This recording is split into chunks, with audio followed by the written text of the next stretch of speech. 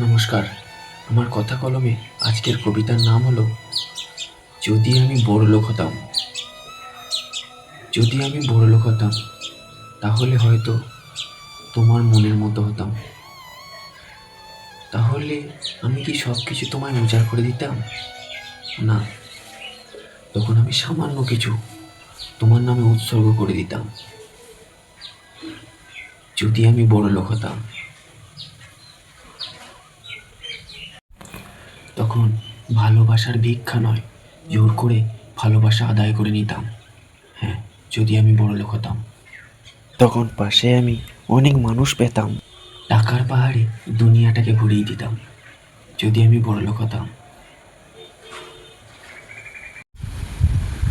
যদি আমি বড়লোক হতাম, জিন্স পাঞ্জাবি আর স্যান্ডেল পরে পক্ষীরাজে করে পুরো শহরটায় তোমায় নিয়ে ঘুরে বেড়াতাম।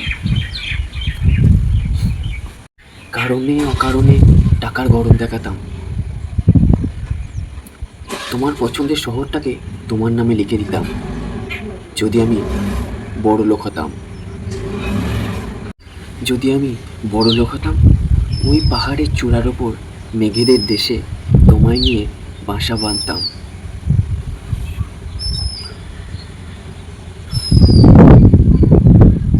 তোমার জন্য শহরের সব থেকে দামি সুখগুলো কিনে আনতাম।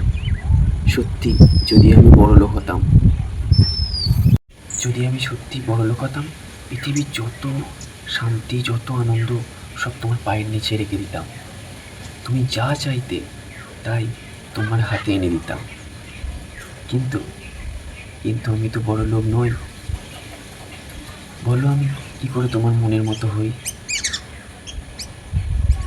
যখন আমি বড়লোক নই, তখন আমার কোনো কিছু করার সাধ্য যে নেই। এসব কিছু থেকে যাবে আমার শুধু কল্পনাতেই। আমি পারবো না কোনোদিনও তোমার মনের মতো হতে। নমস্কার, আমি সুমন। আমার কথা কলমে একটা সামান্য ইচ্ছের কথা জানালাম। দেখা হবে পরের কোনো ব্লগে।